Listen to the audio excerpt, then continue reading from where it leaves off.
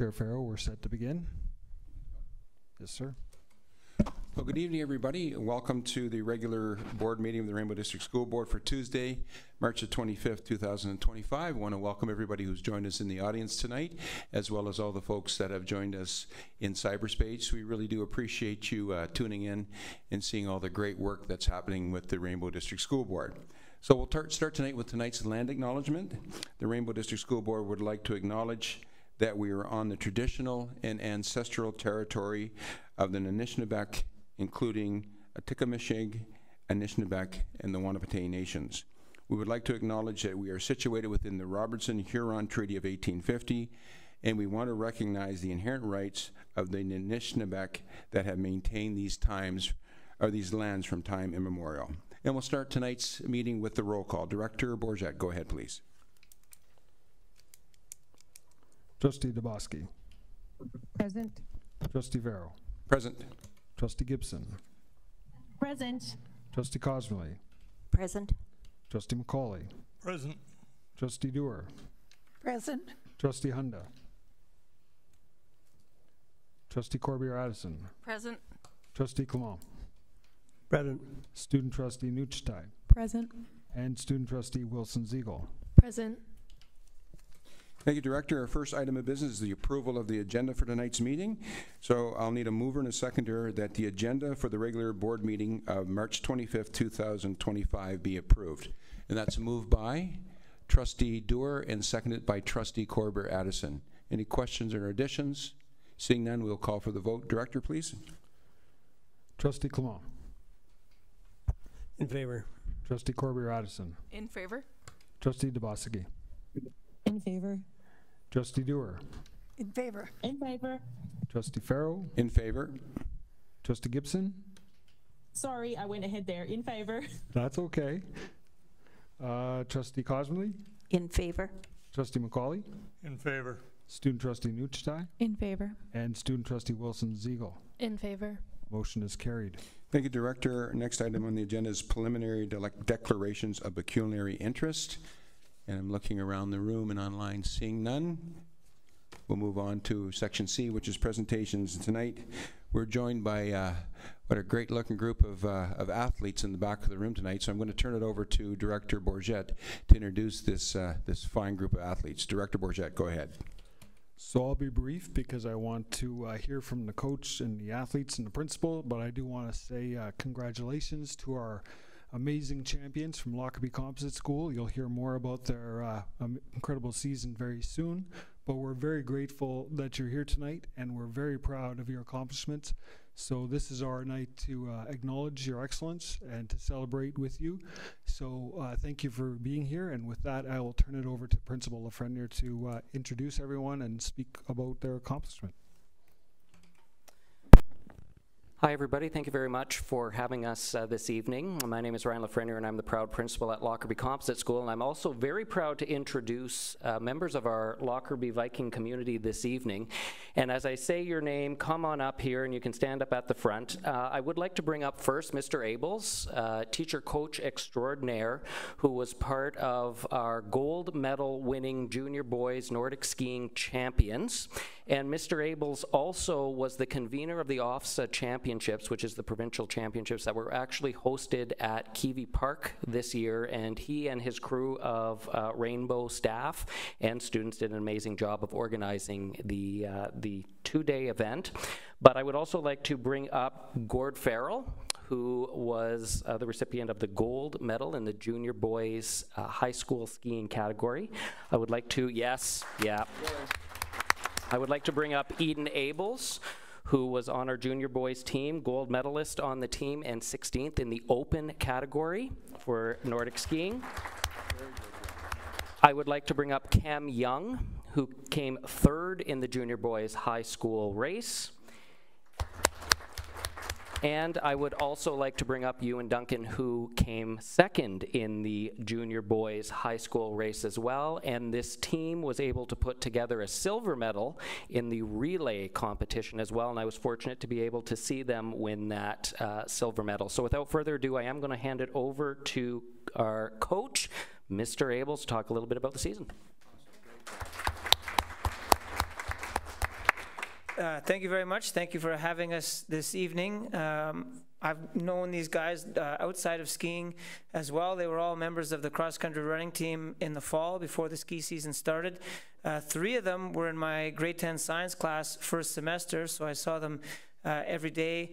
If it wasn't for practice, then it was in class, and one of them happens to live in the same house as me, so they couldn't really avoid me. Hopefully they enjoyed either being in my class or also being on the teams. So as I mentioned, we trained regularly throughout the fall and raced regularly throughout the fall with running, oftentimes training or racing at Kiwi Park.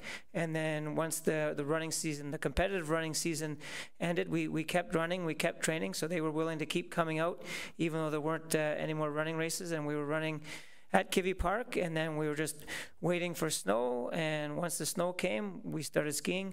Gord was on the team last year and raced last year at OFSA. Eden, being in grade 9, his first year on the high school team, but living in my household meant that he's been skiing for a number of years, while Cam and Ewan were not members of the cross-country running team or the cross-country skiing team last year, so this was new for them. So it was really great to see their very quick progression curve, and great to see the way that the 4 boys, even though it was an individual sport, they still had to work together, because it was more motivating for them to be practicing as a group, and at the same time they could kind of learn from each other and feed off each other.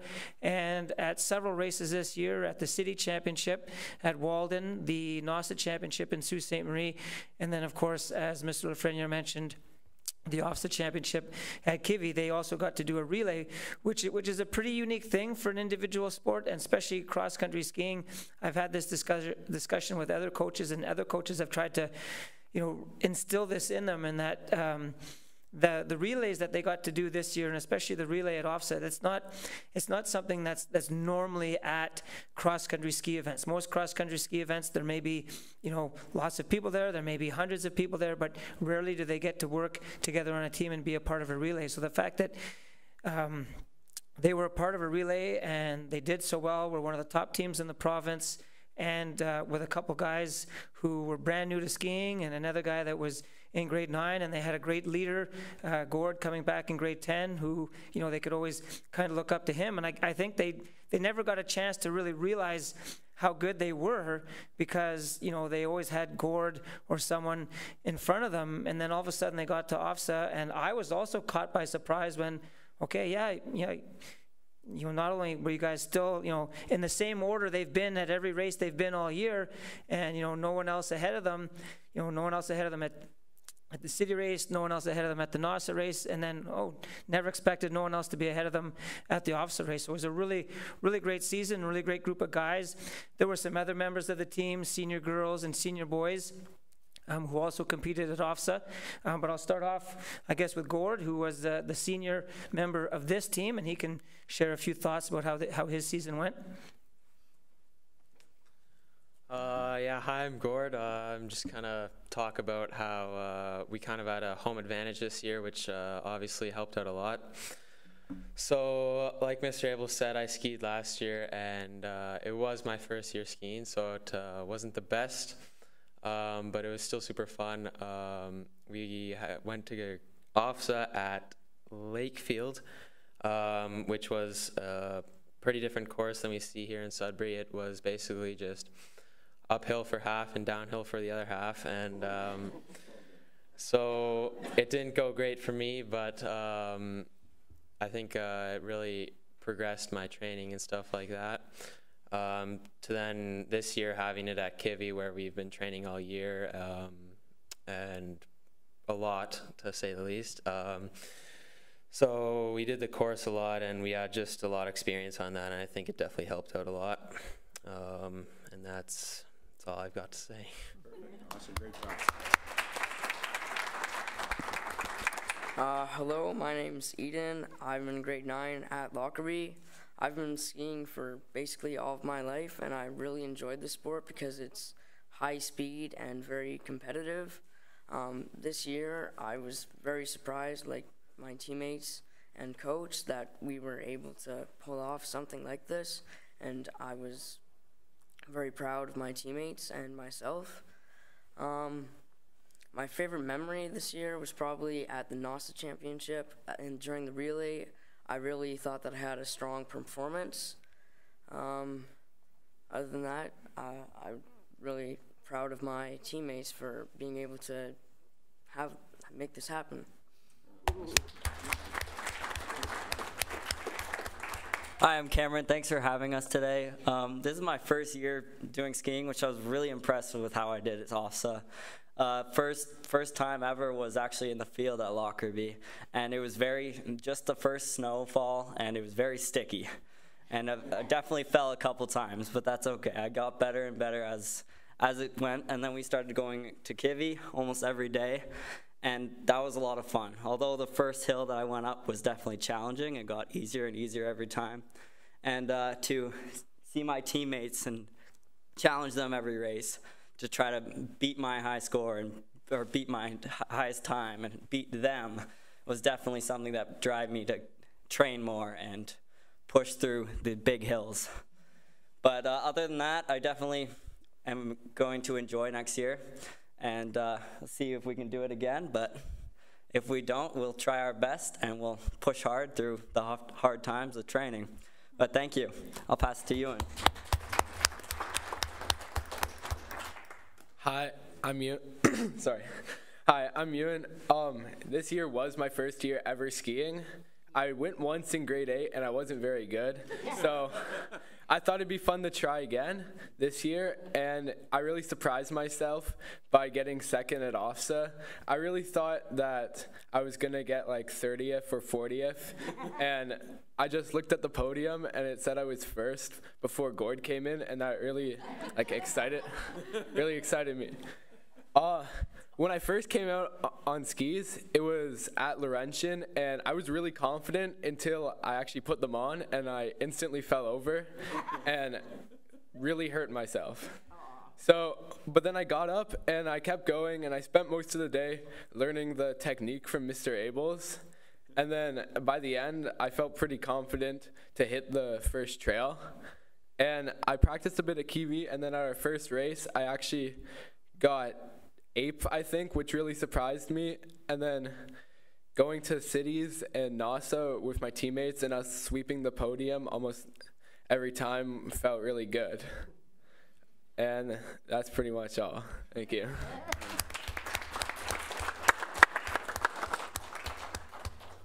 So as you heard, the team trained extremely hard this year. We had some novices, but at the end of the day, out of all of the hundreds of skiers in the province, again, we're so proud of our team, including our coach, in bringing back a banner to Lockerbie Composite School. So congratulations again, and we're so very proud of all of your accomplishments. Well,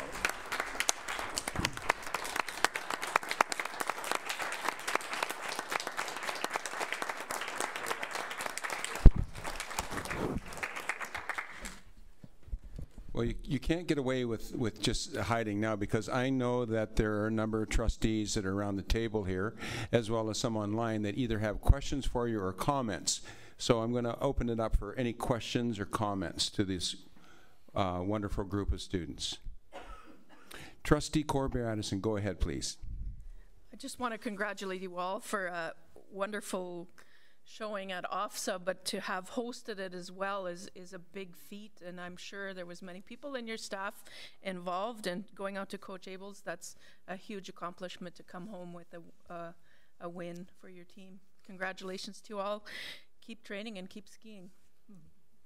It speaks to them as individuals and as a team, because that was, as we were leading up to the provincial championship, I was pretty busy focusing on organizing that, and then all of a sudden when we were there, and even like the day before, I all of a sudden realized, oops, I'm not going to be able to do a lot of the things that I would normally do as a coach, and so I had to quickly scramble and either talk to Ryan or talk to Laura Standing, who some of you know, like, can somebody look after getting their numbers and make sure they get to the start on time, because I'm going to be busy and not able to do that. So I was really proud that they were able to, look after themselves, and I'm sure, they've been to enough races, they should have been able to do that, but still the fact that they were able to still perform, even though it wasn't a typical race where they would go to a race and I could focus on them and make sure that they were looked after. They had to basically look after themselves and also get themselves there, because normally we would travel as a team on a bus, and here, because it was at home, they had to worry about, getting themselves from school and then up to the race site and making sure they were warmed up and ready to go on their own. Trustee McCauley.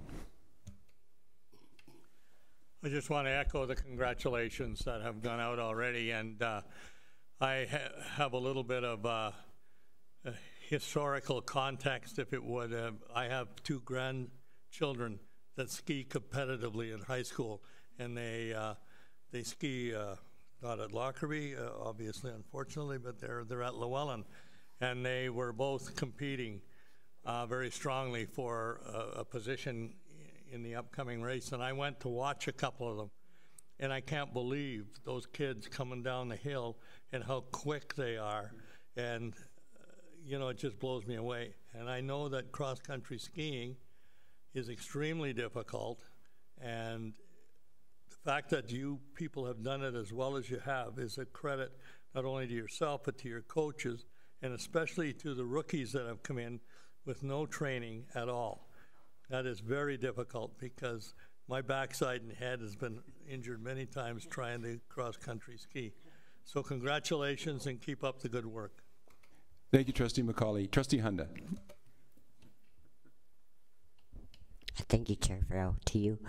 It was interesting that after the first comment that you spoke up, Coach, because that's where I was going. I was going to congratulate you, because what I'm seeing here is a confidence level bar none.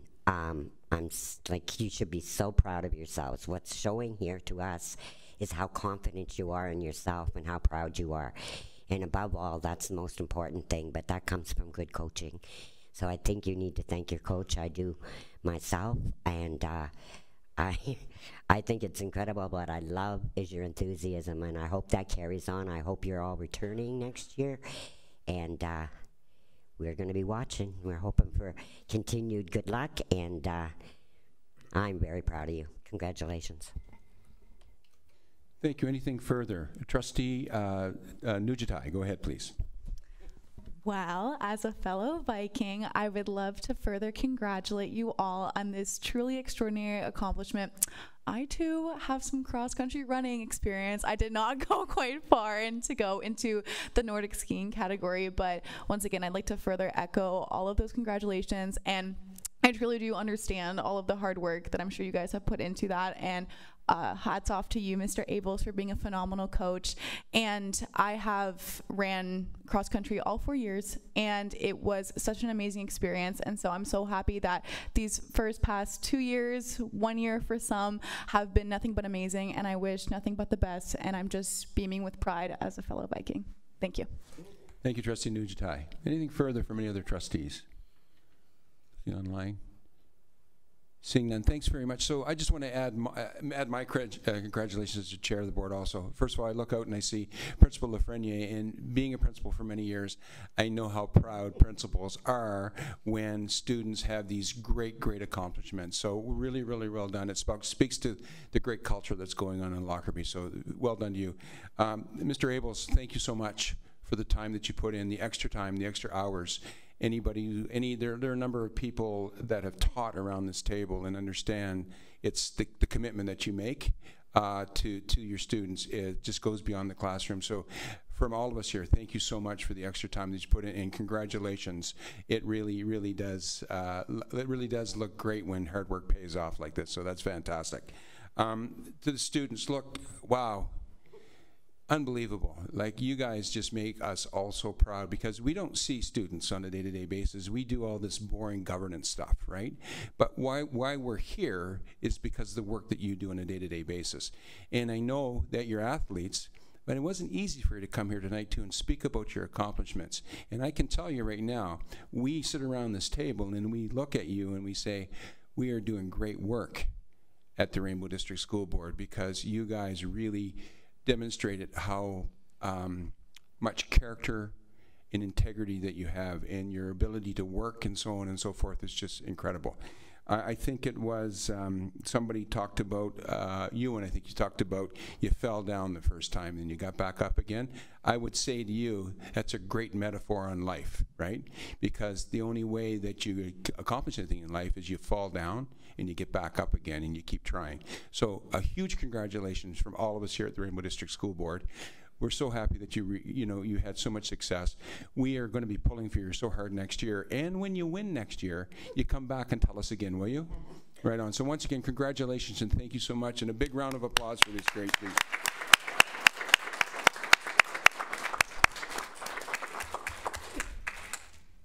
Thanks so much for coming. We really appreciate it.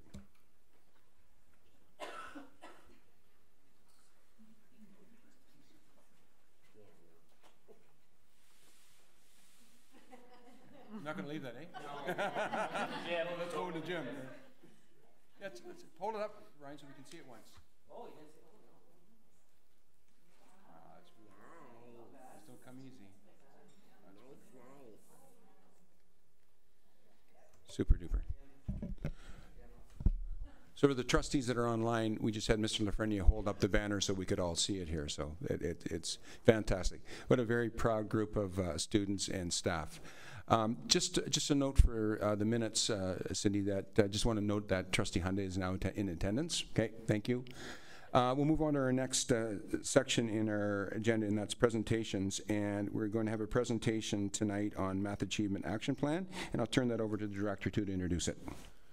Thank you, Chair Farrell. We're going to move from our cross-country skiing athletes to our mathletes here, and their coach on the highest level, Superintendent Kozier, will start our presentation on our Math Achievement Plan, so I'll turn it to him. Thank you, Director Bourget. We've got a high bar set for us tonight, so it's a good thing. Good evening. We're very pleased to present this progress report on our Math Achievement Action Plan. As shared with you previously, the Ministry of Education has required all school boards to prepare a Math Achievement Action Plan. The plan addresses 3 priority areas for math instruction and outlines specific strategies at the system, school, and classroom levels. Joining me for this presentation is Principal of Program, Kate McKenzie. We'll be happy to answer any questions at the end of the presentation. In April of 2023, the Ministry of Education announced that they were launching a provincial math achievement plan in September. In November of this year, we shared our Math Achievement Action Plan for the 2024-2025 school year with you.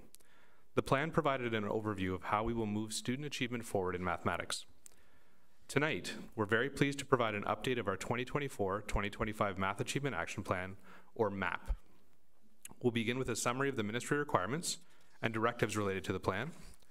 We'll also share a snapshot of the growth we've experienced in the 3 priority areas: fidelity of implementation of the curriculum, strengthening teacher math content knowledge, and responsive teaching. As mentioned, there will be time at the end of the presentation for questions, and at this time I'd like to invite Principal McKenzie to continue the presentation.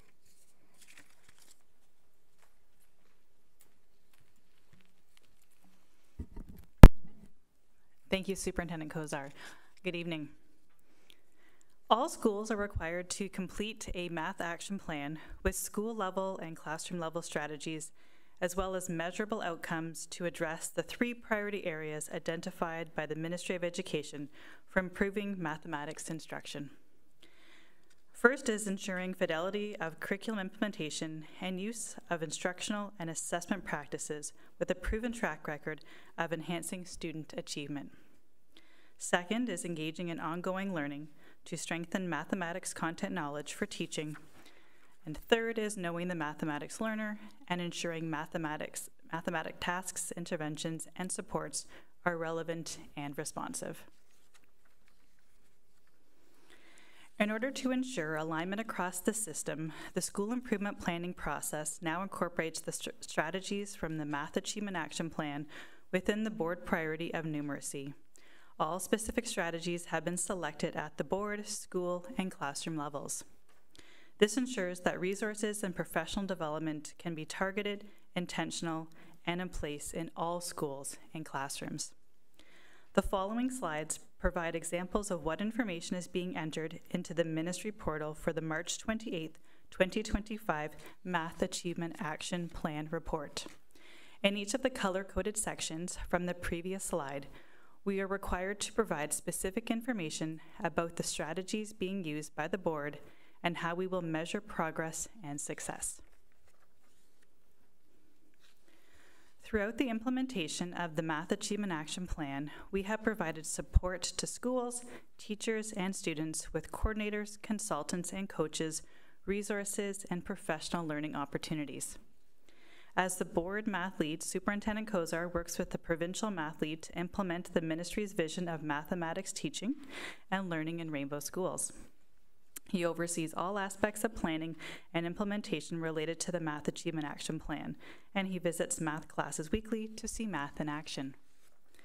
With Superintendent Kozar's guidance, I coordinate the day-to-day work of our staff. This includes liaisoning with school principals, supporting consultants, coordinators, and coaches, and organizing professional learning related to mathematics. Amy Stevenson is the grade 9 to 12 math coordinator and facilitator. Amy works directly with secondary teachers to build instructional capacity, model best practices, and engage in co-planning and co-teaching.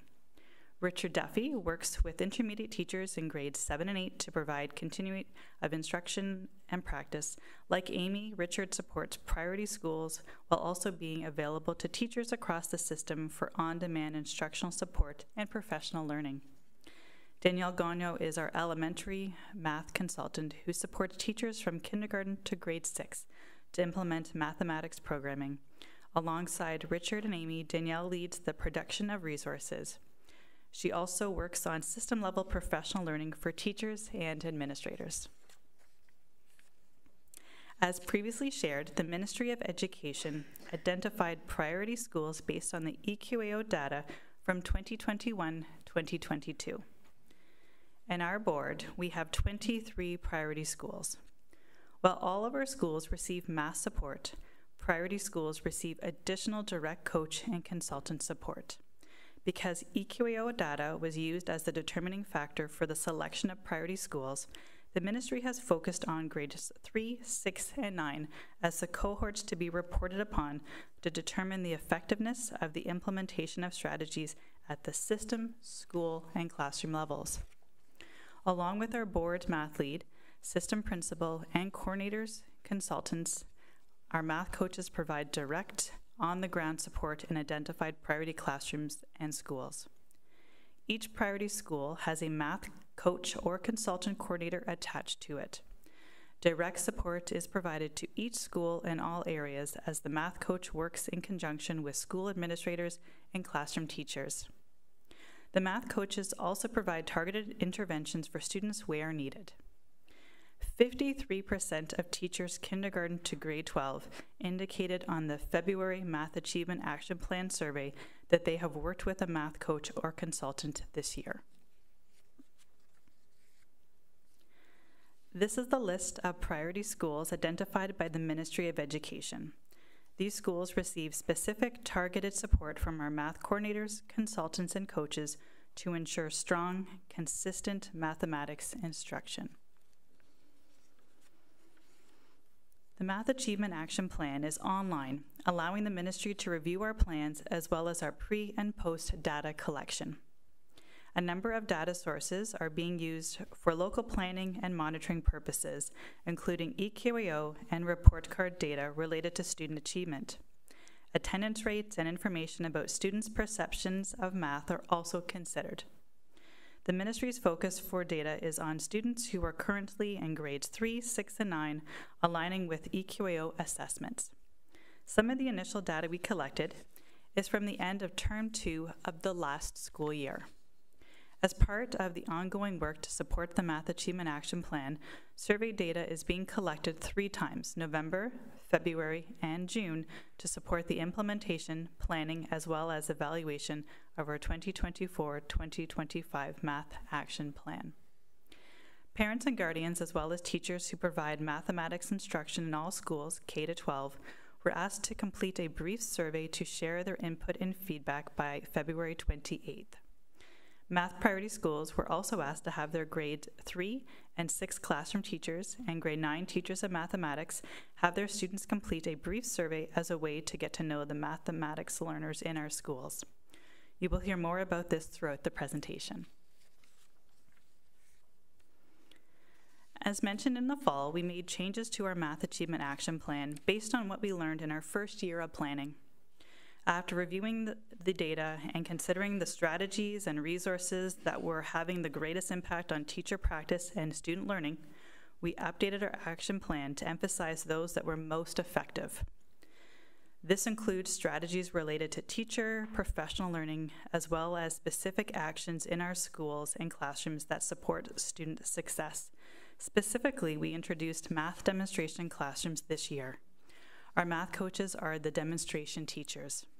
They welcome teachers from their geographic area to observe their teaching in the morning, followed by teacher collaboration in the afternoon.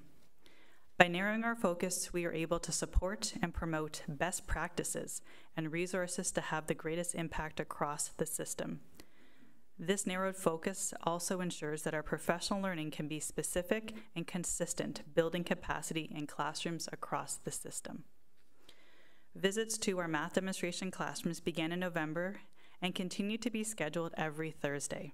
69 teachers have had the chance to visit a demonstration classroom since November and have benefited from this experience immensely. We continue to book teacher visits weekly to our demonstration classrooms. Teachers are asked to complete a feedback form after their visit. This helps us refine our demonstration model to ensure we are providing the best learning experience possible.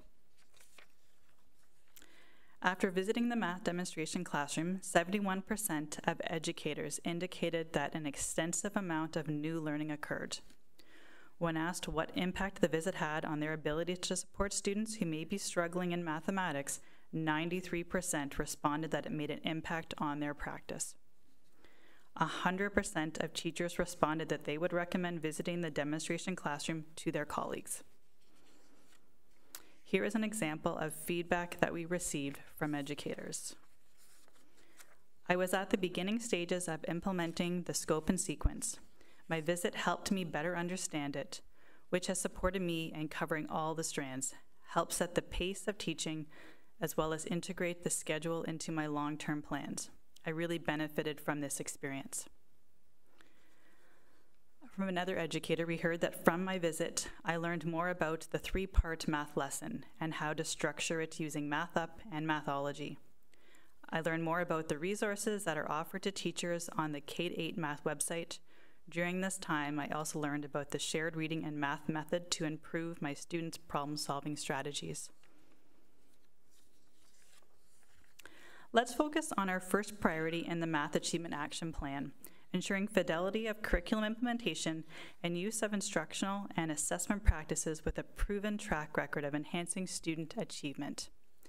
In the context of mathematics instruction, fidelity means that educators align their instructional practices directly with the Ontario curriculum and deliver high-quality lessons and instruction throughout the board.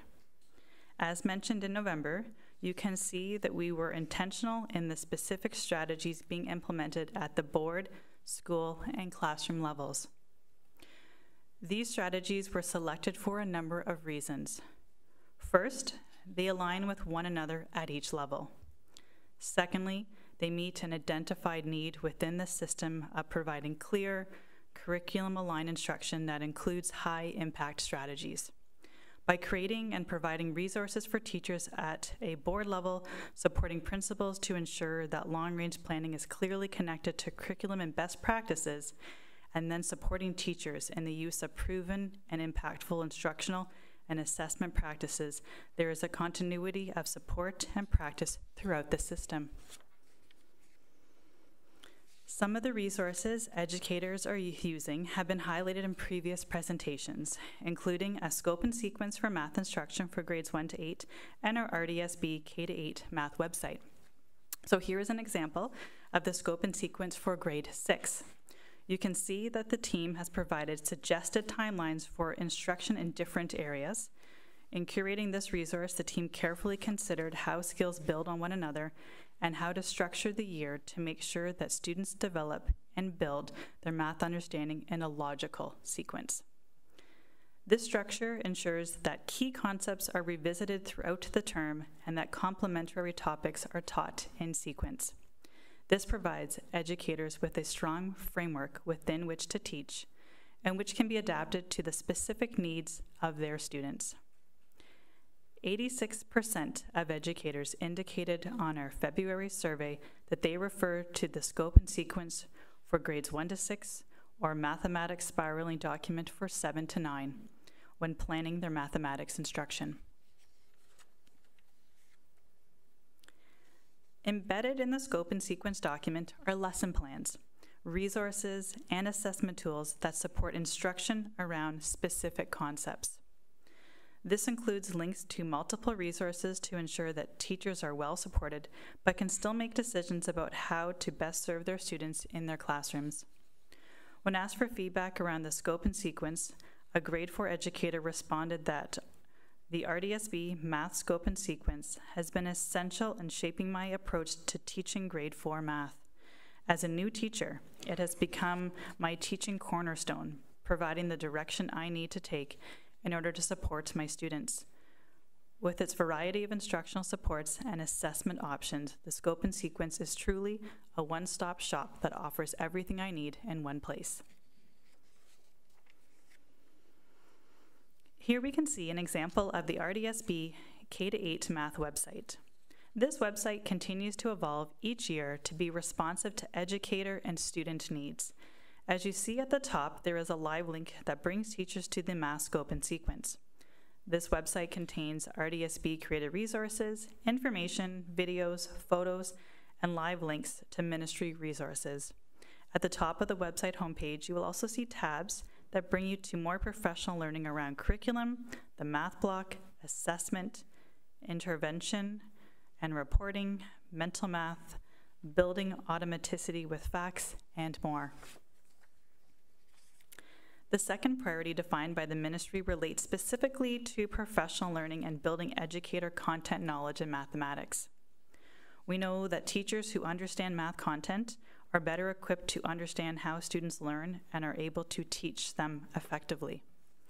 As shared in November, we are focused on providing resources, professional learning, and support for teachers to build their math content knowledge and understanding. This includes offering subsidies for additional qualifications in mathematics, resources that have embedded professional development modules, math demonstration classrooms, and leveraging professional activity days to provide opportunities focused on building teachers' confidence in math instruction. Our teachers are taking advantage of math subsidies. This year, we have 30 available for teachers, and 13 have already been assigned. We anticipate that educators will take advantage of these subsidies over the summer as they are available until the end of August. This past month, we were invited to make a presentation at the Special Education Resource Teachers Professional Development Day. At this session, we focused on math learners who require more support with math interventions. Special education resource teachers learned about Leaps and Bounds, which is already in their schools and is an excellent resource to support gap closing. Special education resource teachers were encouraged to take this information back to their schools and share it at their April staff meeting. Many educators are already using this resource for the benefit of their students. Professional development for all grades 7 and 8 teachers also occurred this year on November 29th. This session focused on numeracy assessment and Tier 2 intervention.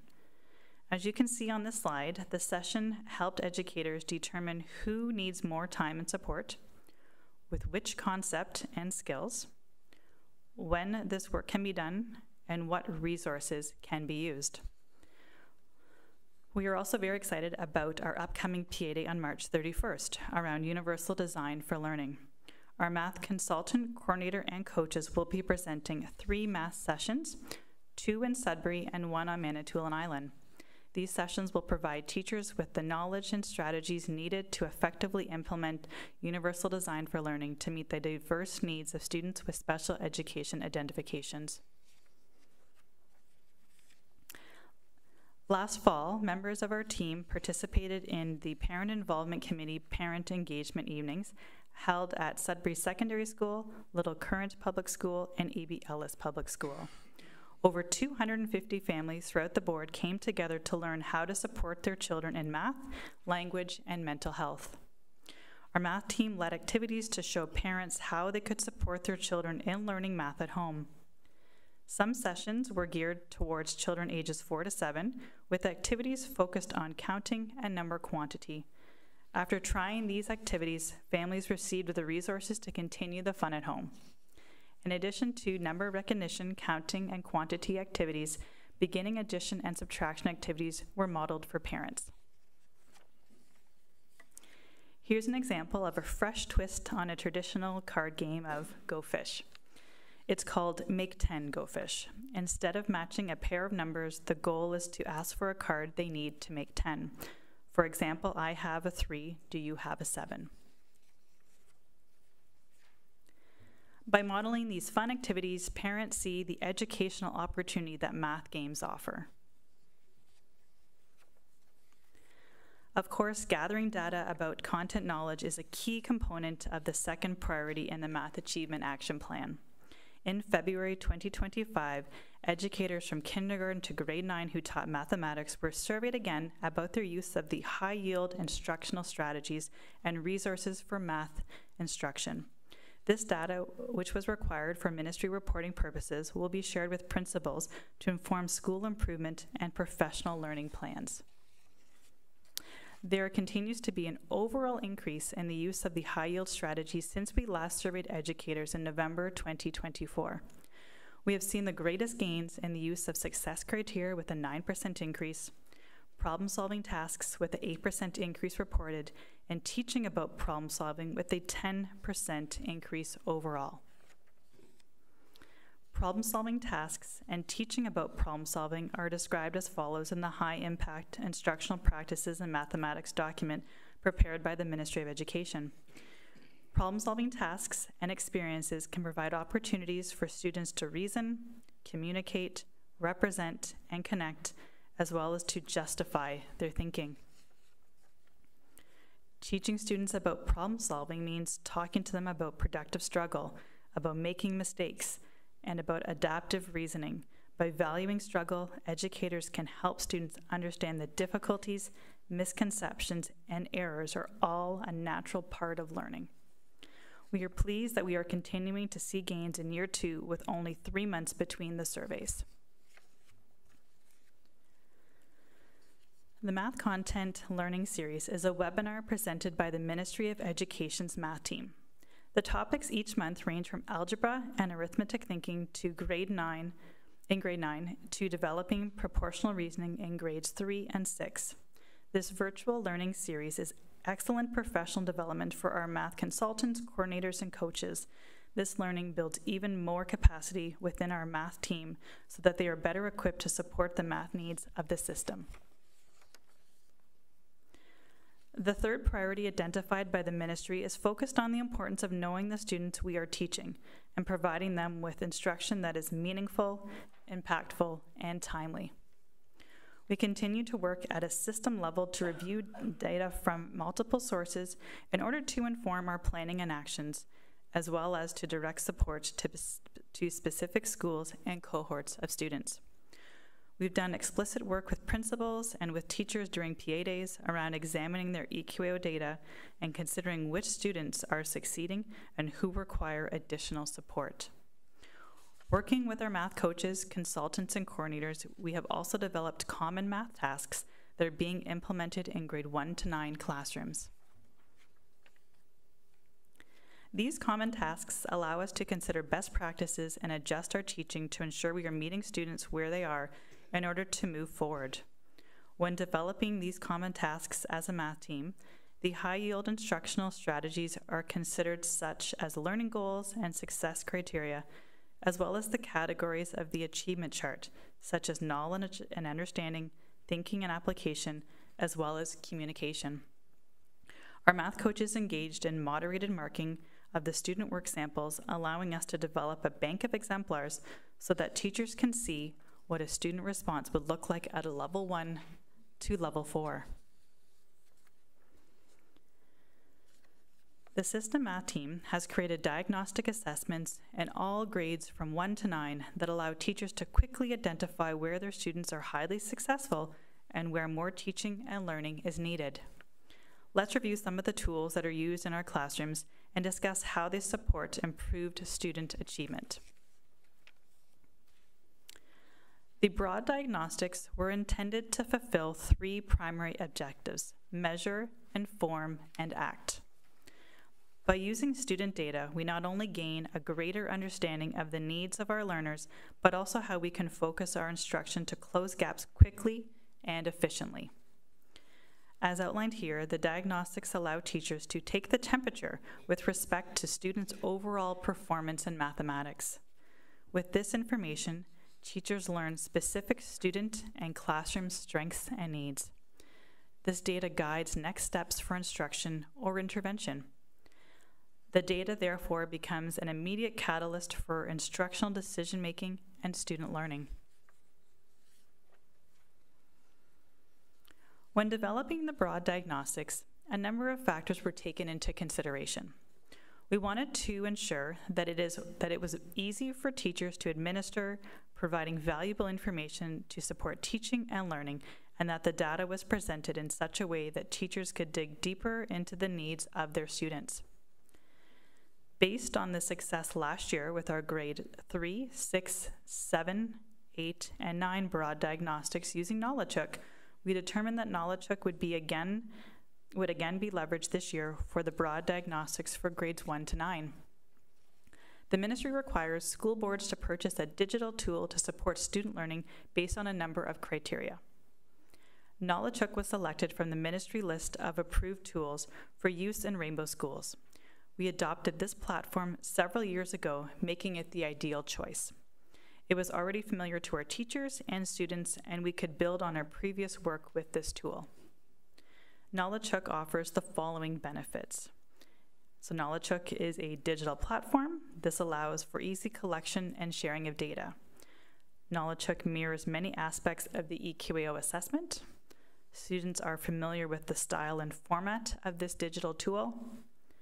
They are able to authentically demonstrate the learning when participating in the electronic assessments.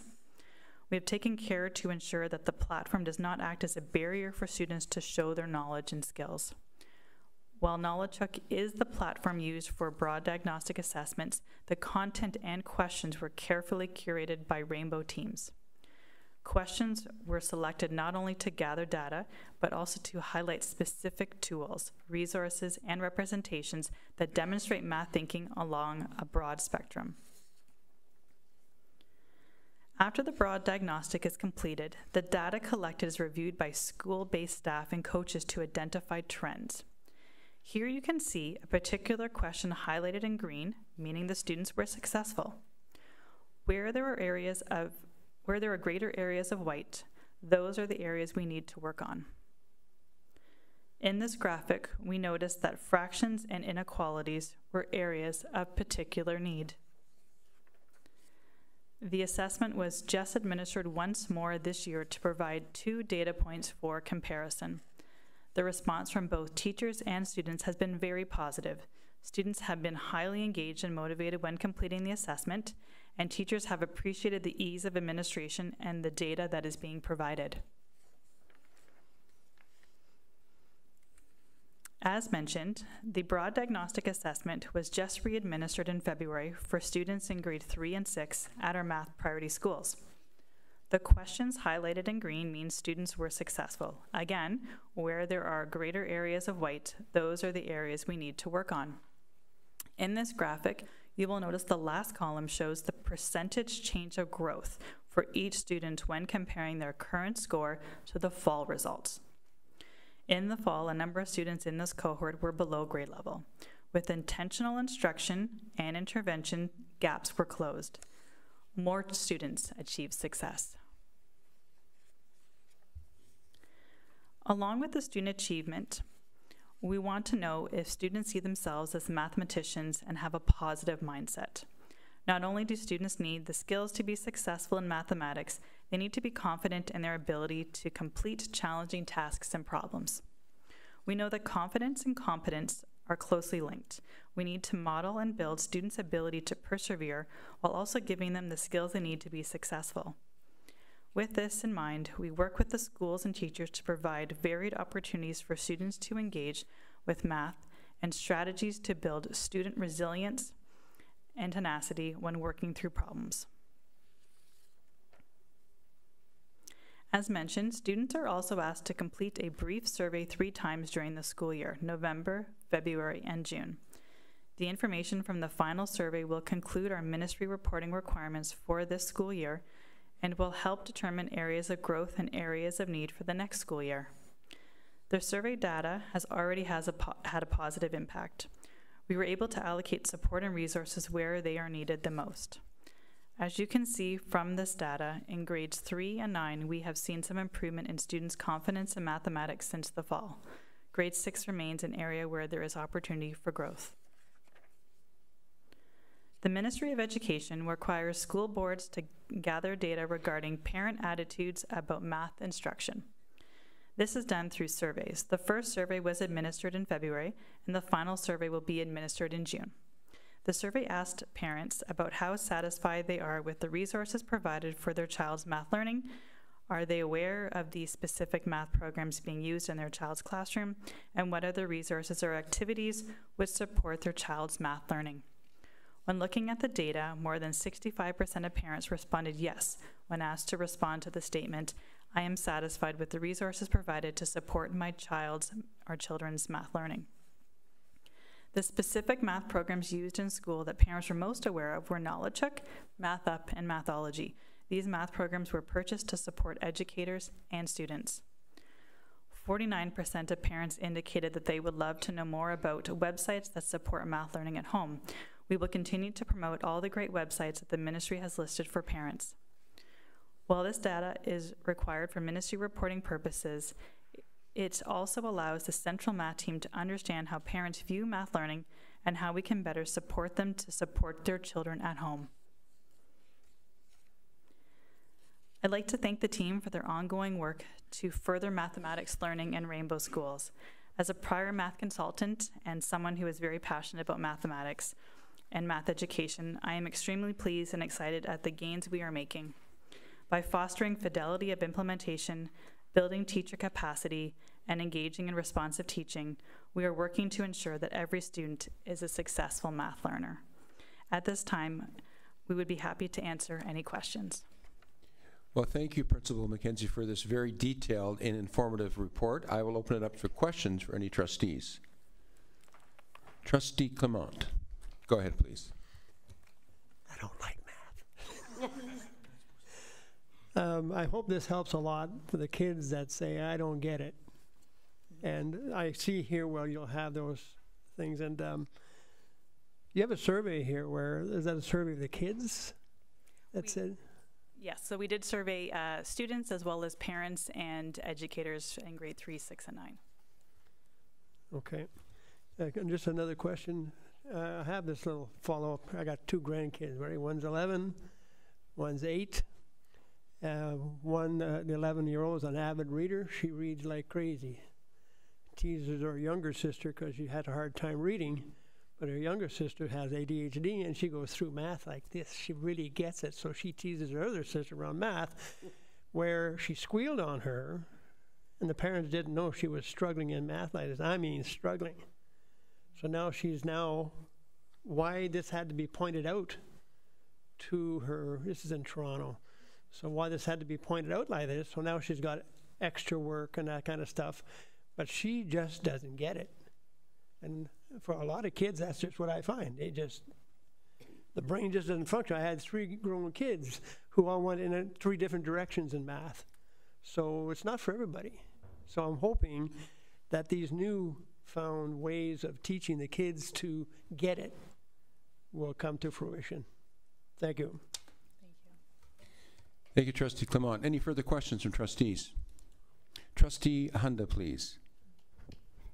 Thank you, Chair Farrell. First of all, welcome. And second of all, thank you so much for this. It was a long presentation and very detailed, and I personally really appreciate it because, again, I struggle as well. And with the gaggle of grandkids in school, I struggle a lot, and so I use a lot of our resources to help, and then now they're at the stage where they're helping me, so I appreciate that. But what I want to thank you all for the work that you do. I know a lot of it is coming from the ministry, but I want to mention that Rainbow Board was doing a lot of these things long before the ministry, through some valuable people sitting around this table and out there. And I've always been proud of that. But it is complex, and parents do, and I think it's more of a mental thing. I think it's like you're saying, it's so different, I guess, for someone really old like me, that, you know, oh my God, I can't do it, but you can if you put your mind to it. And what I appreciate is those resources that are there for my grandkids, for my children, and my nanny for helping. The other thing that I really want to mention and that I appreciate is so much of it is locally based. And I appreciate that because I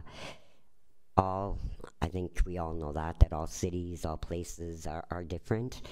I'm looking at the priority schools number that I represent, and I understand. And again, much appreciate. But I think what's good for us to see is that there is growth, and that is much appreciated. And thank you very much for all the work that you do. Thank you. Thank you, Trustee Hunda. Trustee Cosmerly. Thank you. Through you, I just have two questions. One of them is about demonstration classrooms. Are they the same as the priority like the priority schools? I wasn't sure what the demonstration classrooms were. So I can speak to that a little bit. So we have 8, I think I'm on. We have 8 embedded coaches in 8 of the priority schools, and each of those schools has satellite schools attached. So the way it works is those coaches do teaching in the morning. They're attached to a classroom in the morning where they're teaching the math. And then in the afternoon, they have either the opportunity to work with teachers who are visiting, to go to other schools nearby that are priority schools, or to work directly with small groups of students who need intervention. So we built that model deliberately with that flexibility. So we have 8 people in those priority schools that are then attached to all of the satellite schools that are in a nearby vicinity. Yeah. And I have one additional question through you. When is the next EQAO test being done? Because that's where it's going to show, right? Yeah. Okay, so we did have grade 9 EQAO assessment for first term, and then grade 9 will be second term. For grades 3 and 6, it's in the spring, so it's administered within a window. So it starts mid-May and it ends the first week of June. Trustee Corber-Addison, go ahead, please. Thank you, through you, Chair. Thank you for your presentation. It was lovely to see such a ton of resources and development in the board's teaching tools for teachers to have access to. I loved math in the past, I still do, and as a past math teacher, it's so nice to see so many resources there for teaching staff. With regards to the demonstration classrooms, are they also available for teachers outside of those priority schools on Manitoulin? So I can speak to that as well. So we do have a math coach embedded at Little Current Public School and at ABLS. And so teachers who at any school do have access to those. So we do prioritize the priority schools, but any teacher who's looking for math support has the opportunity to visit those classrooms and to see them in action. And so because we have a classroom at Little Current, there's opportunity for staff on the island to visit that classroom, and then that coach has the opportunity to go back to their school and visit them as well. Oh, that's great. Secondly, in the past, I've often saw parents reaching out for those resources, and some of your statistics indicated that 49% of the parents were looking to get the resources. Are there ways that these resources that teachers use are shared with parents? So sorry, Kate. No, that's great. I'm used to being over there, so it's yeah. So the board does have a site, like an embedded site on our Rainbow Board site that has a list of parent resources. TVO actually works closely with the ministry to provide home support resources as well, and we've promoted those. They also offer on-demand tutoring for students from grade 4 to 12. So there's on-demand tutoring in math available with OCT teachers for students for free through an online platform through TVO, and we've promoted that as well. I still think, so part of our discussion and part of the work we want to do is to provide more communication to parents around what resources are available. And I think the website's a good start, and something we're thinking about for next year is how do we make sure that folks are aware of what's available to them so they have those supports. Great, thank you. Any further questions? Looking online, nothing, any around here? Good. Well, on behalf of all of us, Principal McKenzie, thank you so much. We're absolutely blown away every time that we have presentations from the program staff. It is such a great feeling to see the great work that's going on throughout Rainbow Schools. I kind of know this is probably your first presentation as the new principal of programming. You did a great job. You should be very proud of yourself. So thank you so much once again. We appreciate all the work that you do under the guidance of Superintendent Kozer and all the great staff that we have in Rainbow School. So well done.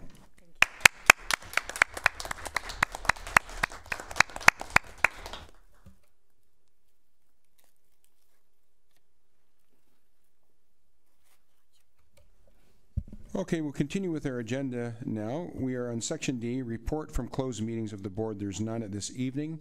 So we move to old business. We have a set of minutes that needs to be approved. So I'll need a mover and a seconder that the minutes of the regular board meeting held on Tuesday, February 18th, 2025 be approved. So that is moved by Trustee McCauley and seconded by, I'm looking online,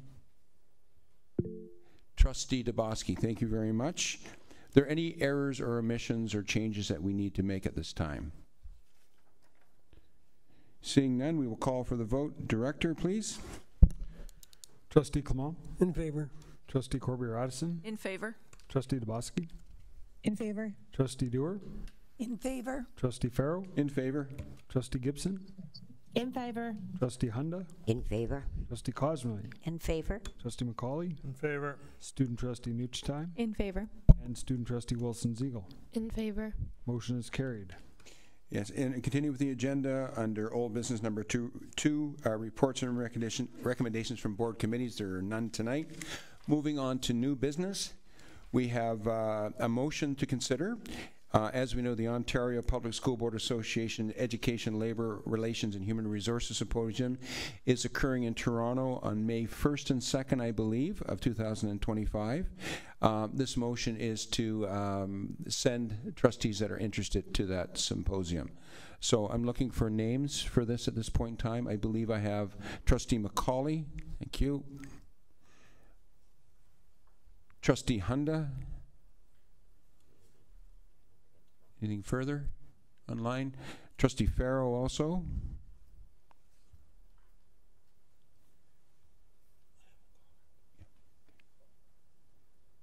Okay, nobody further. So the motion that's on the floor, we need a mover and a seconder, is that the board approves the attendance of the following trustees. That's Trustee McCauley, Trustee Hunda, Trustee Farrow at the 2025 Education, Labor, Relations and Human Resources Symposium in Toronto on May 1st and 2nd, 2025. And that's moved by Trustee Cosmerly and seconded by Trustee Dewar. Any questions or comments? I think Trustee McCauley has a comment at this time. Go ahead, Trustee McCauley. Thank you, Chair. Yes, I want to bring to the trustees' attention the difficulties that we have in trying to secure hotel rooms for these particular conferences. And this is the second time that I've chosen to attend this conference, and the first time I had an awful time trying to secure accommodation down there, and it was due to the interjection by Trustee Cosmerly that I was able to get it. This time, I booked well ahead. I did everything the way you're supposed to do. And I came on, I got 2 days. That was it. I'm trying for 4 days, I got 2 days. And so I got a hold of the hotel, and they said, well, that's all of the room that we have. And then, so I said, well, how much is it going to cost me if I go outside of the, and it's between $500 and $700 a night. So that's just incredible. Even if I was to be sponsored for that, I would never impose that upon the board. my comments, and I'm hoping that Judy is able to carry this forward, is how do you organize a symposium and you don't have enough beds to go around?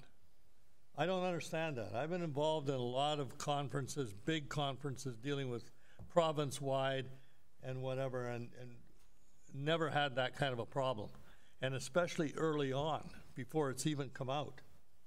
So that's the first question I have. If whoever's organizing this, they have to ensure that there's some kind of a way that everybody within the province has an opportunity. I'm suspicious that maybe it's a lot of people in the south that are jumping on those when they first come up. Maybe it's people on the executive. I don't know. All I'm saying is that people like me have to jump through the hoops to try to get it done. And I've got better things to do in my life than to be contacting hotels and people from the organization to try to facilitate me. Although I will say that they have been as helpful as they can be. So having said that, and then maybe the hotel that we're choosing in Toronto is not the place to be. And I think that we have to give some thought to moving that location away to a better hotel that is more sensitive to the needs and able to facilitate us better. So thank you, Chair. Those are my questions and concerns.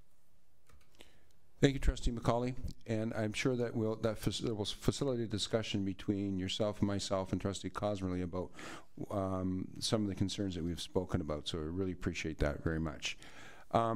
If there are no further questions, we will go on with the vote on the motion. Does anybody need to hear the motion again, or are we okay? Okay, we'll call for the poll vote. Go ahead, Director. Trustee Clement. In favor. Trustee Corbier-Addison. In favor. Trustee Dubusky. In favor. Trustee Dewar. In favor. Trustee Farrow. In favor. Trustee Gibson. In favor. Trustee Hunda. In favor. Trustee Cosmerly. In favor. Trustee McCauley. In favor. Student Trustee Nuchtai. In favor. And Student Trustee Wilson-Ziegel. In favor. The motion is carried. Thank you, Director. Moving on to Agenda F2, Notice of Absence. All trustees are present this evening. F3 now, we'll move to Director's remarks, so we'll turn the mic over to Director Bourget for his comments. Thank you, Chair Farrow. It seems like a little while ago, but I do hope that all students and staff enjoyed a very well-deserved March break. I do appreciate the opportunity to share a little bit of information with all of you tonight. In terms of predicted enrollment, last year at this time we predicted 9,361 elementary students for the current school year. This year we're predicting 9,363 elementary students for this coming fall, which is very consistent obviously with what we've predicted last year.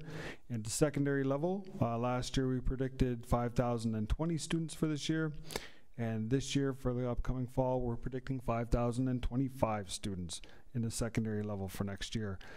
You should know that elementary and secondary staffing is well underway, and we thank our Human Resources Department and all our school administrators for all their hard work in securing hiring practices and ensuring our staffing levels are up to par for the fall. We do have a lot of work that goes into these predictions, so I want to thank our administrators for their hard work with that and Executive Council for their review of these predictions. We do remind parents and guardians that there is still time to register, and registering now definitely helps us prepare for the fall. We're also continuing for the second round. We continue to work on succession planning and the support of new administrative candidates.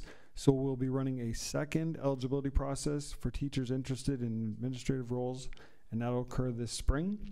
And again, I'd like to thank our Human Resources Department and our hiring teams for their tremendous efforts in recruiting employees, and not only for teaching positions, but in terms of working for administrative candidates as well. And with that, there is a career fair coming up. We'll host the career fair on Saturday, April 5th, 9 a.m. to 3 p.m. at Lockerbie Composite School. So for anyone interested in working for Rainbow District School Board, this is a wonderful opportunity, whether it's teaching or support staff, to visit rainbowschools.ca to learn more about our upcoming career fair. And we'll hope that we have good weather. Board awards are coming up. We always have a wonderful evening of paying tribute to our dedicated employees and community partners with a presentation of board awards. That is May 20th. This will begin at 6:30 after one of our meetings in the Sheridan Auditorium at Sudbury Secondary School. awards for the outstanding contribution to the co-curricular program, community partnership awards, the Go Green Globe Awards, awards for excellence, the Barbara Kanarick Memorial Award, and the William N. Roman Teacher of the Year Award will be presented that evening. Also, employees with 25 and 35 years of service will be recognized. Principal for a Day is coming. We did this 2 years ago, and we're going to do it again this spring. Board office staff will spend a half day shadowing a principal during the school day. We did hold this activity in the past and received great feedback. You can imagine there are very tremendous benefits to building connections between board office staff and school administrators, and it's an opportunity for staff here to see the firsthand work, the amazing things happening in our schools, and the work being done by our staff in the service of students. It gives our administrators and staff in schools an opportunity to get to know our staff at the Center for Education.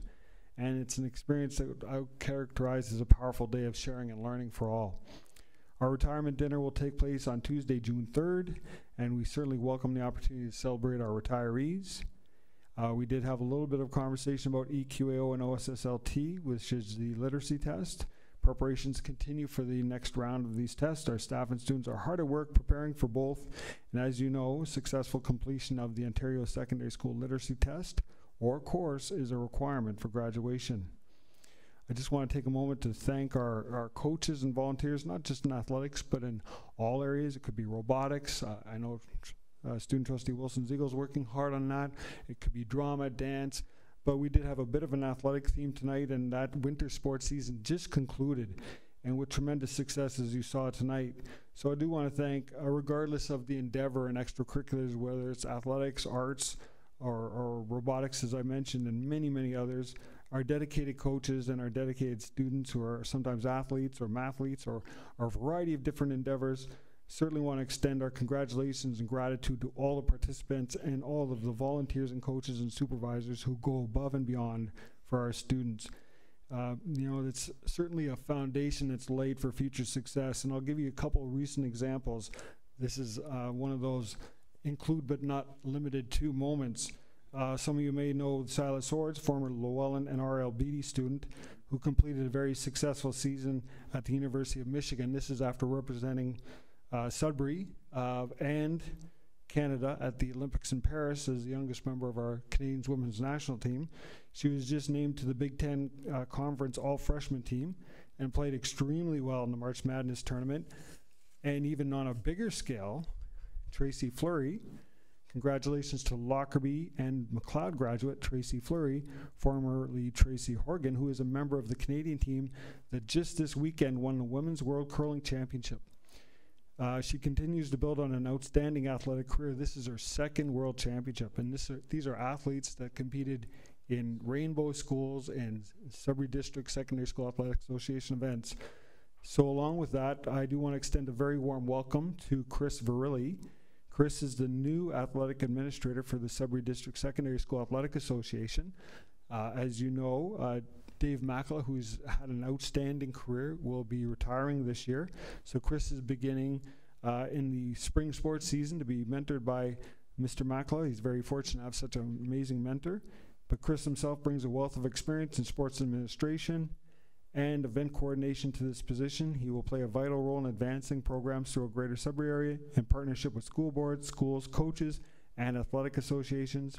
His leadership skills and passion for sports will contribute to the continued success and growth of programs in the Sudbury District Secondary Schools Athletic Association. And coming to a close, graduations.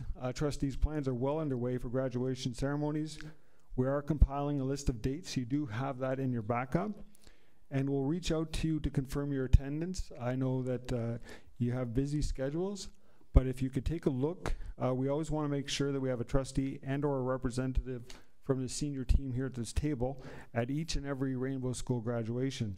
And we certainly defer to you as the first selection of which graduations you can attend.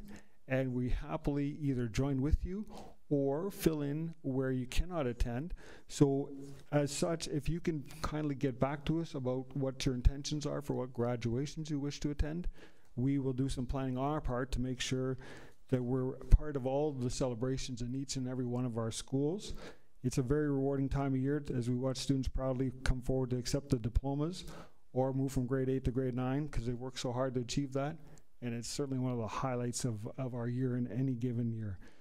I also want to thank our students, staff, parents, and guardians for their hard work, patience, and resilience. With just over 3 months left in the school year, I just want to join everybody encouraging our students to work hard to prepare for success in June. And with that, I'll conclude my remarks. Thank you. Thank you, Director Bourget. I know it's kind of funny because, you know, as the chair of the board and the director of education, we often have conversations and many phone calls during, you know, some weeks.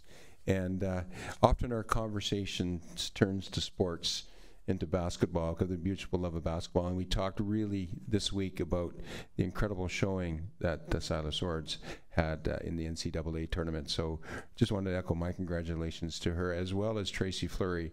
We should be very proud Sudburyans for these former students that represented us. So our next item on our agenda is the Ontario Public School Board Association Director, and that's Trustee Cosmerly with her report. Go ahead, Trustee Cosmerly. Thank you. I feel like I'm a sports announcer here or something. Included in our board package for tonight's meeting are the meeting highlights of the OPSPA Board of Directors meeting that I attended on February 22nd and 23rd. The next OPSPA Directors meeting will be held May 2nd and 3rd, directly following the Labor Relations and Human Resources Symposium in Toronto, and that might be part of the problem. Because that meeting is directly following, that might be impacting the ability to get rooms. But I just want to say, just to pick up on what Trustee McCauley said earlier, OPSPA has had a lot of complaints from members of the Board of Directors about the expense and the difficulty getting hotel rooms, especially at the Sheraton Centre. Our contract with the Sheraton Centre is coming up for renewal. We are not renewing. We are looking at other properties. OPSPA's looking out around the Pearson Airport, much cheaper and much easier to access, especially if you're driving. Not so fun if you're flying. Or another property downtown in Toronto. So that is a common complaint, but I will raise it on this particular event. So I just wanted to say that. On Saturday, April the 5th, all trustees and student trustees of our board are invited to attend the Northern Regional meeting. This virtual meeting will commence at 9:00 a.m. A meeting package was sent to trustees on March 21st, and I'm in the process of completing our board template report for Chair Bill Steer. Trustees planning to attend this meeting are asked to reflect on their past election experience and how OPSPA might better support candidates in next year's trustee elections. Reservations are now open, here we go with hotels again, at 2 hotels in Niagara-on-the-Lake for those thinking of or planning to attend the OPSPA AGM, which is June 12th to 14th. Hotel rooms are expected to go fast, and trust me, they are not cheap. Finally, a reminder that in accordance with our board governance bylaws, we will elect our OPSPA director, delegate, and alternate delegate at our April regular board meeting. And that's all. Thank you. Thank you, Trustee Cosmerly. Any questions for Trustee Cosmerly in her report? Seeing none, thanks once again. We'll move to our next agenda item, which is student trustees, and I'll look to our very capable student trustees to give her the report. So I think we start with Trustee Wilson-Zagel today. Where you go. Good evening, everyone. So I have some exciting news. Our Stand Up, Speak Out conference is only a month away. I actually think it's, 29 days away now. Yeah, okay. One day. With student signups trickling in, I wanted to share some important updates with you all. So our food, our venue, and our speaker have all been confirmed. Super exciting. Our keynote speaker is Ian Tyson. From London, Ontario, Ian has been speaking at events like this for 35 years. Here's a snippet from his website I would like to share with all of you. Ian is one of North America's top inspirational speakers and has spoken at hundreds of schools, TEDx, and dozens of conferences about teaching optimism, resilience, and kindness. This month, our goals are going to focus on organizing breakout room speakers, touring and preparing the venue, and organizing students attending the conference. Just a reminder that this conference will be held on April 24th at College Boreal. I'd like to share with you some of our high school successes as reported by the Student Senate. Several schools took educational journeys across the Atlantic over the March break. From Rome to Paris, Rainbow District School Board students were proudly representing Canada. We're very proud of all the students who participated in the Skills Ontario competition, and one of our own student senators, Amy Gervais, won first place in hairstyling. Another success I would like to celebrate is the accomplishment of the 2 RDSB First Robotics teams at competitions so far this season. Llewellyn and Manitoulin Secondary School have both won the Engineering Inspiration Award, the second highest ranked award in the program, and 2 leaders on the Llewellyn team have won the Dean's List Finalist Award. Thank you everyone for listening. As always, if you have any questions, let me know. Okay. Hi, everyone. Good evening. I'm super happy to be back in the board office. I, too, caught the Osta flu, if you can even call it that. So I'm excited to be back and see a bunch of warm, familiar faces. So student trustee Wilson Ziegel and I have been very booked and busy recently, from attending conferences to planning our very own Stand Up Speak Out conference for students across the Rainbow District School Board. It surely will be an exciting few weeks to come. The theme of this year's conference, like mentioned before, is intelligence, having 5 different breakout rooms for attendees to choose from. Some breakout room themes include inter and intra intelligence, naturistic intelligence, and intelligence through the arts.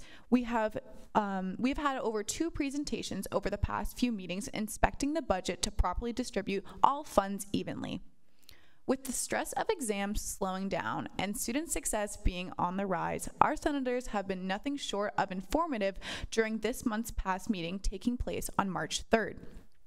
One of our senators brought up a concern about access to educational technology at CVDCS, where the school has banned students from bringing any personal devices, including laptops, to school. This wouldn't be a problem if classwork were paper-based, or if there were enough school devices for all learners. This highlights a challenge with technology, accessibility, and equality. The senators are currently working with the principal to find the solution. This underlines how essential it is for students to have accessible and useful devices. Trustee Wilson Ziegel and I are planning to meet with the center to create an appropriate action plan and to connect them with the appropriate resources to follow up with this extremely important matter. We would like to encourage all trustees to check in with their principals to ensure students' technology needs are being met. On a different note, the demand for Indigenous student trustees and Indigenous trustees have been high on the rise. This need for mandating and creating spaces for Indigenous voices is prevalent now more than ever. As one of the few Indigenous student trustees in Ontario and the chair of the Indigenous Student Trustees Council, I am committed to advancing and advocating for Indigenous students all across the province and to set the tone for Indigenous education at what it means to respect truth and reconciliation. I encourage trustees to think about the valuable impacts that listening to the Indigenous peoples have done for this board and how we can strive to do more to truly take reconciliation. With the newly elected Minister of Education, I am hopeful to establish a new founding relationship to once again put the Rainbow District School Board and education on the provincial map of education. I am beyond excited to see what holds for our upcoming conference taking place on April 24th at Boreal College. And we invite all members of the board to come up to stand out and speak out with the students of the Rainbow District School Board. Thank you. Thank you very much. Any questions from student trustees? Seeing none, we'll open the floor to trustees' remarks. Questions or remarks? Trustee Cosmerly, go ahead. Sorry, just have to find that paper. I want to congratulate the almost 490 elementary and secondary school students who took part in the technological skills competition at the end of February. Congratulations as well to the grade 7 to 12 students who took part in this year's Rainbow Schools Science Fair, and special congratulations to those students who took part in the board's baking and aesthetic skills competitions held in mid-February. I was honored to be a model in the aesthetics competition, and it was an awesome experience. The only downside was they did the makeup, then they did the facial. So I lost everything, but such is life. All of these students in all of these competitions should be proud of their accomplishments. They rock. I also want to thank our dedicated staff and our community partners for their ongoing support of these and other student events. They truly exemplify reaching minds, touching hearts. I have 2 other quick things. I was pleased to take part in Meals on Wheels March for Meals last week. As a not-for-profit program, Meals on Wheels is always looking for volunteers. Students who have their driver's license and are looking for a way to make up their volunteer hours may want to consider helping them out. And lastly, reflecting the environmental education presentation that Principal Lafreniere presented to us last year, tomorrow is Canada's Earth Overshoot Day, the date when our demand for ecological resources and services in a given year exceeds what our country can regenerate in that year. Something to think about. Thank you. Thank you, Trustee Cosmley. Any further trustees' questions or remarks? Trustee Clement. I always like to drop into the high school and say, hey, what's happening, you know, so every once in a while. And there's always something going on. Last week was they had their wellness day going on. And it's quite the thing for the students when it's very similar to what you guys do, right? You get the kids together and you have these games to get along or whatever you call it. And they're all participating and they get all the kids to participate. So no kid is left out. It was really nice. A couple of weeks ago, talking to Sandy, our engineer, we're going to be doing our spring, what do we call that? We're doing it at the park. Huh? Yeah, community garden. That's what it is. So I thought it'd be nice. I talked to the fire chief because there was some talk. We wanted to put in a fire pit. And he said, oh, no, you can't do that in this town. So, well. Fire chief to fire chief, we got an agreement, and so I thought it'd be a good idea if we went to the welding shop. And if you go into Espanola on Highway 6 on the right at OK business there, you'll see these very ornate fire pits. And I thought maybe our high school could do that. So I talked to the high school welding teacher, Chad Petrenko, and he said it'd be great. But he said we've ordered. Plasma welders where they cut out, they make designs, and one for the island and one for us. And he says, and they're nowhere to be seen. They hadn't. So that was Jody Jacobo, Schism's lead, who was in charge of that. So I just asked around a little bit. I didn't talk to her about where they were, and all of a sudden I went back last week, and there they were, still in the wrapper in the welding shop. And so it'll be great so that we can make our own and to not worry about making fires because there'll be a door, be a lock on the door, and then we'll have our fires just for when we do a celebration or something. So it's all working out. Things are great. Thank you. Thank you, Trustee Clement. Any other further comments or remarks by trustees? I look online. Seeing none, thank you very much for that. I'll move to my my remarks for this evening. So, good evening once again, everybody. Just a reminder that registrations are ongoing at Rainbow Elementary and Secondary Schools. To register, please contact your area Rainbow Schools. If you've already registered, thank you very much, and we look forward to welcoming your child into the Rainbow Schools this fall. The board held its 18th annual Technology Skills Competition on February 26th and 27th. The event brought together 165 secondary and 324 elementary students to test their skills in various trades.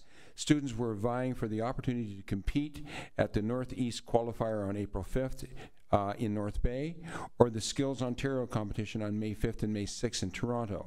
On behalf of the board, I want to extend our sincere congratulations to all participants, and we wish them continued success. And as mentioned before, the board science fair took place on March 4th, where a total of 42 projects from students in grades 7 to 12 were selected to compete at the Sudbury Regional Science Fair at Laurentian University this weekend. No, I think it's next weekend, April 5th and April 6th. Students will vie for the opportunity to attend the Canada-wide Science Fair in Fredericton, New Brunswick in May. Congratulations to all competitors for letting your instinctive curiosity guide you. Best of luck to all. And this month, schools are exploring fisheries, conservation, and water awareness for Canada Water Week. It's a national celebration of water that coincides with World Water Day on March 22nd. This initiative is part of the Environmental Education Committee's effort to encourage sustainable practice and increase awareness about water use. And also the Rainbow District School Board presents Embrace Diversity Free to Me Symposium with workshops for students in grades 7 and 8 on March 28th. This educational conference is part of the ongoing work of Equity and Inclusion Education Committee, which includes community partners.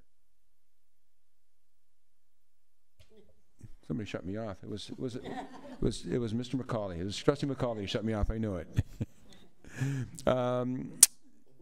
The Walden Public School will host a Family Spring Fair on Saturday, April 12th from 9 a.m. to 3 p.m.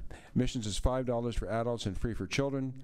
Families can enjoy local crafts, exciting activities for children, a barbecue, a penny table, and plant sales. To learn more, visit the school's Facebook page. And a reminder that we have a professional activity day that will take place on March 31st. There will be no school for students. And finally, the Parent Involvement Committee meeting will meet on Tuesday, April 15th at 7 p.m. And the topic for that evening will be Mental Health Part 2. And I believe that happens right in this room here, correct? And that concludes my remarks for this evening. Thank you very much. So moving on to the last few items in our agenda, you have information that's provided in your package. We have the Parent Involvement Committee meetings of January 28th, and they're now official. There are no tenders or request proposals. And of course, we have the graduation ceremonies for elementary, stepping up, and secondary ceremonies. On behalf of all trustees, we want to thank staff for providing those so early. It's very much appreciated, so we can get those in our calendars now. Future meetings, we have Spec Ed Advisor on April 7th at 12 p.m. Student Senate coming up on Monday, April the 7th at 5:30 p.m. right here. Our next time that we get together is Strategic Planning, and that's on Tuesday, April 8th at 5 p.m. And the Environmental Education Committee, April 9th at 3:30. And Equity and Inclusion Education Committee will be April 10th at 3:30. And the Parent Involvement Committee for April 15th right here in this room at 7 o'clock. And our next board meeting is April 22nd, 2025 right here. So we have no further questions or comments. We are now adjourned. I have a motion that we now adjourn at 6:35 p.m. and that is moved by Trustee Clement, seconded by Trustee Honda, and that is carried by all. Good night, everybody. Thank you for joining us online.